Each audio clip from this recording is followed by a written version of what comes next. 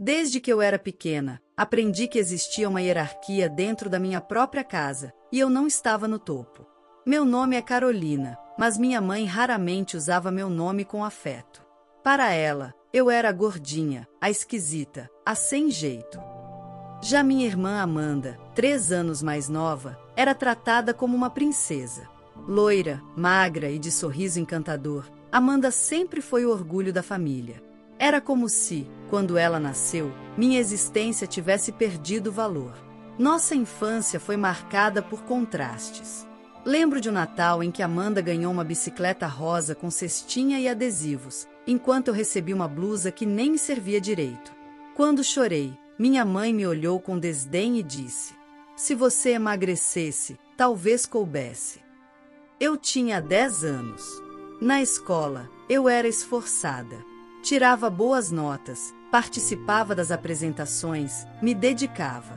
Mas bastava minha irmã aparecer em um evento com vestido novo para minha mãe repetir com orgulho: "Essa é Amanda, minha filha linda." Quando me apresentavam, era com um sorriso forçado ou um comentário como: "Essa é a mais velha, um pouco tímida, sabe como é." Os anos passaram, e cada pequena tentativa minha de me destacar era sabotada emocionalmente em casa. Quando ganhei uma medalha na feira de ciências, minha mãe me disse: "Isso não vai te fazer mais bonita." Quando comecei a trabalhar cedo, ela comentou: "Pelo menos assim você não fica se empanturrando de comida o dia todo." Mesmo assim, eu tentava. Tentava agradar, ajudar, me aproximar. Quando Amanda teve sua primeira desilusão amorosa, eu fui a única que ficou ao lado dela até ela dormir. Quando minha mãe ficou doente, fui eu quem a acompanhou em todas as consultas. Nada disso mudava a forma como me viam. Meu pai, sempre calado, parecia viver à sombra da minha mãe. Quando eu tentava confrontá-la, dizendo que aquilo doía, ele apenas dizia: "Ela faz o melhor por vocês." Mas não fazia. Fazia o melhor por Amanda. E mesmo com toda essa dor, eu nunca deixei de amar minha família. Aos 23 anos, consegui alugar meu primeiro apartamento. Trabalhava como analista em uma empresa de TI e ganhava meu próprio dinheiro. A distância física da minha família me deu uma sensação de alívio que eu não sabia que precisava. Comecei a cuidar mais de mim, me matriculei na academia, procurei uma terapeuta, mudei meu corte de cabelo. A autoestima, que sempre esteve soterrada, começou a dar os primeiros sinais de vida. Apesar disso, mantive o contato com Amanda. Não éramos próximas, mas trocávamos mensagens de vez em quando. Quando ela me ligou dizendo que estava noiva, meu coração se encheu de alegria. "Carol, vou me casar", disse com uma empolgação que eu não ouvia há anos. "Sério? Que notícia linda! Parabéns, Amanda", respondi, torcendo para que aquele momento nos aproximasse. Ela contou sobre o noivo, Gustavo, um rapaz educado, advogado, de família tradicional. Disse que o casamento seria no campo, com direito à cerimônia ao pôr do sol. Tudo parecia mágico, e ela me mandava fotos quase diariamente dos preparativos. Mesmo sem ela pedir, eu oferecia ajuda, com lembrancinhas, organização, o que fosse. As semanas passaram, e mesmo sem um convite oficial, eu tinha certeza de que estaria lá. Afinal, eu era a irmã mais velha. Comecei até a procurar vestidos. Experimentei um azul marinho que realçava meus olhos e marcava delicadamente minha cintura, fruto dos meus esforços recentes com reeducação alimentar e atividade física. Me senti bonita. Pela primeira vez em muito tempo. Foi então que resolvi ligar para minha mãe. Queria saber se havia algum tom específico ou tipo de roupa que combinasse com a decoração, já que o casamento seria em um ambiente ao ar livre. "Mãe, tudo bem?" Queria saber se o vestido azul que comprei combina com o casamento da Amanda. Pensei em algo elegante, nada exagerado. Do outro lado da linha, silêncio. Longo o suficiente para que meu coração começasse a bater mais rápido. "Carol, eu preciso te dizer uma coisa", ela disse, com a voz fria. "É melhor você não ir ao casamento." Fiquei paralisada. "Como assim?" "Não é por mal.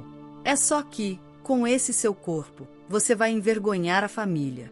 As palavras cortaram fundo. Meu rosto ficou quente, minha garganta seca. Mãe, você está me proibindo de ir ao casamento da minha própria irmã? Eu não estou proibindo. Só estou sendo realista. Amanda quer que tudo seja perfeito. E você chamaria atenção pelas razões erradas. As pessoas falam, Carol, ainda mais gente importante que vai estar lá. E Amanda sabe disso. Ela hesitou por um segundo. Ela concorda. Amanda concorda. Essas palavras foram piores do que todas as ofensas que ouvi ao longo da vida. Minha própria irmã, que eu defendi, apoiei, ajudei, achava que eu não merecia estar em um dos dias mais importantes da vida dela. Tudo por causa do meu corpo. Não chorei na hora. Apenas desliguei, respirei fundo e fui para o banheiro. Me olhei no espelho por longos minutos. O vestido azul ainda estava no cabide, me esperando. Mas meu coração estava quebrado. Naquela noite, chorei como há muito tempo não chorava. Mas também tomei uma decisão. Eu não seria mais a filha invisível. Algo dentro de mim, depois de tantos anos, começava a despertar. E o que viria depois, minha família jamais imaginaria. Os dias seguintes àquela ligação com minha mãe foram, provavelmente, os mais solitários da minha vida. Eu não conseguia parar de pensar em suas palavras, não porque eram inéditas, mas porque doíam mais do que nunca. Sempre soube que ela não me enxergava como uma filha digna de orgulho, mas ouvir que minha presença envergonharia a família por causa do meu corpo foi cruel. Ela poderia simplesmente ter dito que eu não era bem-vinda, mas preferiu me machucar. Nos primeiros dias, me tranquei em casa. Desliguei o celular por algumas horas, depois ligava só para ver se alguém, ao menos, tinha me mandado uma mensagem. Amanda? Nada. Meu pai? Silêncio. Nem mesmo uma prima distante quis saber como eu estava. Era como se todos tivessem concordado com ela. Como se eu fosse mesmo uma vergonha ambulante. Voltei a trabalhar depois de um fim de semana inteiro chorando, com os olhos inchados e o coração murcho. Mas mesmo no trabalho, onde costumava me distrair, não conseguia parar de pensar no vestido azul. Aquele vestido que eu tinha comprado com tanta expectativa e carinho, pensando que, talvez, por um dia, me sentisse incluída na minha própria família. Ficava imaginando como seria o casamento. Amanda entrando com vestido branco, minha mãe emocionada, meu pai sorrindo, as fotos de família. E eu? Eu estaria excluída de tudo, como sempre estive, mas dessa vez oficialmente ignorada. Até que algo dentro de mim começou a mudar. Era como se eu estivesse atingindo um limite, o fundo do poço emocional. Só que, dessa vez, não pretendia permanecer ali. Foi nesse momento que me peguei diante do espelho, segurando o tal vestido azul. Vesti-o, olhei para mim. Pela primeira vez, não me vi como uma vergonha. Vi uma mulher que sobreviveu a uma vida inteira sendo rejeitada pelos próprios pais, e mesmo assim, se manteve de pé. Se é para ser rejeitada, que seja com dignidade, murmurei para mim mesma. Eu vou nesse casamento, sim. Não pelos outros, mas por mim. Para me provar que sou mais forte do que pensam. A decisão de ir, mesmo sem convite, não foi fácil. Passei os dias seguintes lutando com o medo. E se me humilharem na frente de todos? E se me expulsarem de lá como se eu fosse uma intrusa? E se eu acabar pior do que estou? Mas o que mais me assustava não era o que poderia acontecer lá, e sim o que continuaria acontecendo comigo se eu não parasse de aceitar ser invisível. Na véspera do casamento, marquei horário com uma maquiadora, fui ao salão, cuidei do cabelo. Tudo com dinheiro suado do meu próprio bolso. Escolhi acessórios discretos, mas elegantes. E fiz algo simbólico. Escrevi uma carta para minha mãe. Não era uma carta para entregar, mas para limpar meu coração. Nela, disse tudo o que sempre quis dizer, sobre como doía ser deixada de lado, sobre como cresci desejando seu amor, e como, naquele momento, eu estava decidindo me amar por conta própria. Chegado o grande dia, dirigi até o local do casamento com as mãos tremendo, mas o olhar firme. Era um sítio de eventos caro, com jardins bem cuidados, música ao vivo e garçons elegantes. Ao estacionar, vi alguns carros conhecidos. O da minha tia, da minha avó, até o do meu pai. Respirei fundo antes de sair do carro. E assim que coloquei os pés na recepção, senti o impacto. Alguns convidados me olharam como se eu tivesse invadido uma cerimônia real. Uma prima me reconheceu e arregalou os olhos. Alguns sussurros começaram. Eu percebia que falavam de mim. Podia até não ouvir com clareza, mas o julgamento estava nos olhares, nos gestos, na forma como desviavam de mim como se eu tivesse quebrado alguma regra sagrada da família. Minha mãe me viu primeiro. Ela vinha do jardim, com um copo de espumante na mão, rindo com duas amigas. Quando me notou, o riso sumiu. Ela parou, encarou-me por alguns segundos e veio em minha direção com passos rápidos e tensos. Carol, o que você está fazendo aqui? Eu vim assistir ao casamento da minha irmã. Ou isso é crime agora? Você não devia. Isso aqui não é apropriado. Sussurrou, olhando ao redor, como se tivesse medo de alguém nos ouvir. Apropriado? Sabe o que não é apropriado? Ser excluída de uma festa de família porque o próprio corpo que carrego não agrada aos seus padrões. Isso sim é inaceitável. Ela ficou sem palavras. O rosto dela estava vermelho de vergonha, mas não era vergonha pelos próprios atos, era medo de que os outros percebessem o que ela tinha feito. Antes que ela tentasse me afastar, Amanda surgiu. Ela estava maravilhosa, com vestido rendado e véu longo. Mas ao me ver ali, a feição dela travou. Carol. Oi, Amanda. Vim ver o seu casamento. Desejar felicidades. Ela olhou para nossa mãe, depois para mim, sem saber o que dizer. A tensão era evidente. Você não recebeu o convite, né? Não. E não foi por esquecimento. Foi porque decidiram me apagar da história de vocês. Mas não consegui ficar em casa fingindo que estava tudo bem. Eu precisava estar aqui. Nem que fosse por mim. Amanda ficou em silêncio. Vi nos olhos dela algo que nunca tinha visto. Talvez fosse culpa. Ou quem sabe tristeza. Mas ela não disse nada. Apenas assentiu, meio sem graça. Fiquei no fundo da cerimônia, assistindo tudo de longe. Quando ela entrou, todos aplaudiram. Minha mãe sorriu orgulhosa. O pai nos levou até o altar com pompa. Vi minha família como ela era, perfeita por fora, cruel por dentro. E mesmo assim, eu não chorei de tristeza. Chorei de libertação. Aquele foi o dia em que eu deixei de querer fazer parte daquilo. O dia em que comecei a me reconstruir. Quando a festa começou, dei meia volta e fui embora. Peguei meu vestido, minha dignidade e minha força, e fui comemorar sozinha minha liberdade. A noite já estava se estendendo, mas eu me sentia estranhamente desperta.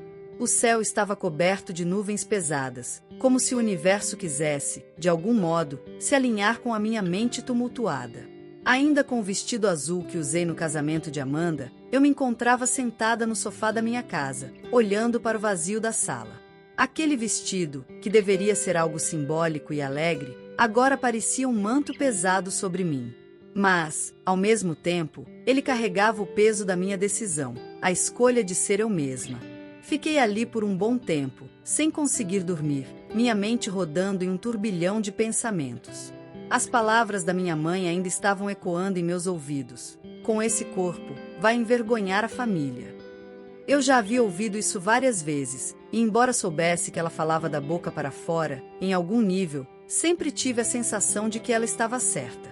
Mas aquela noite tinha sido diferente.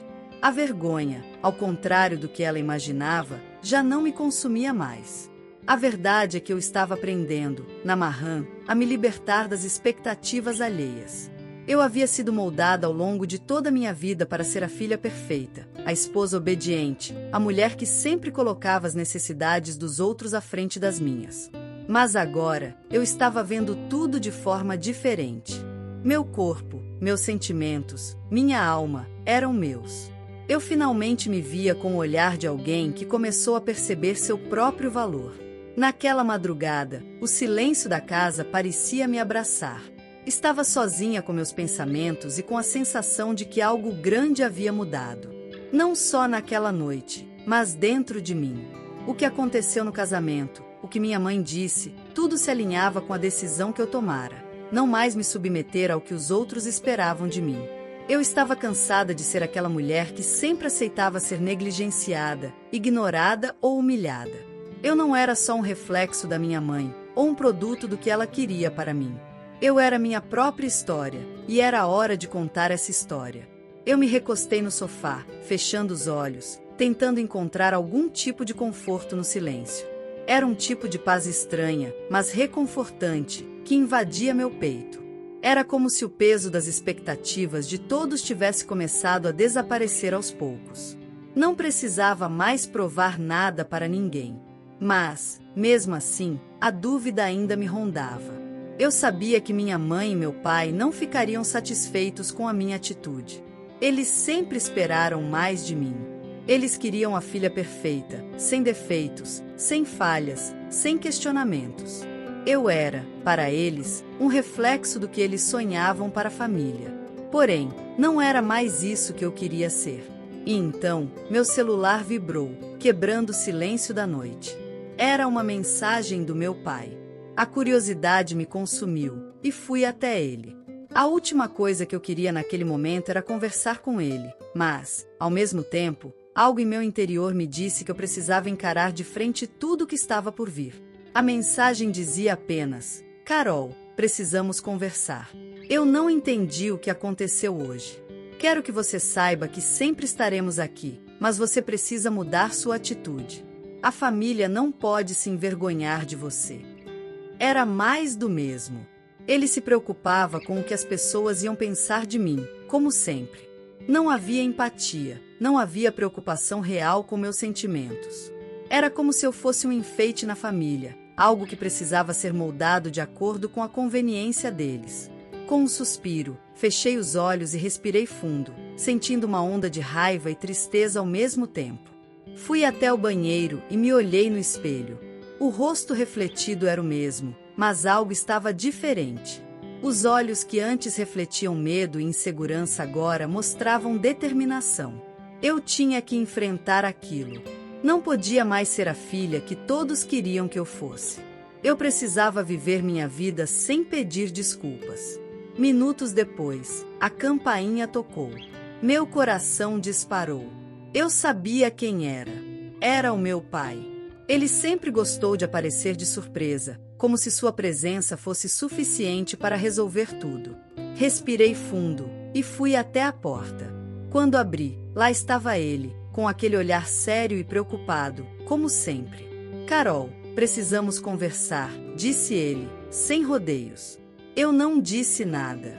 Apenas dei passagem para ele entrar. Sentamos no sofá, mas o clima era tenso. Eu sentia a tensão no ar, como se cada palavra que fosse dita fosse um peso. Eu não entendo, filha. Ele começou, o tom da voz grave e cheio de decepção. Você é nossa filha, e você precisa entender que a forma como se apresenta para o mundo reflete a nossa família. Você não pode simplesmente se isolar, se afastar de tudo que sempre construímos. Eu e sua mãe sempre fizemos o melhor para você. Sempre cuidamos de você. Eu respirei fundo, sentindo a raiva crescendo em mim. Quase não acreditei no que estava ouvindo.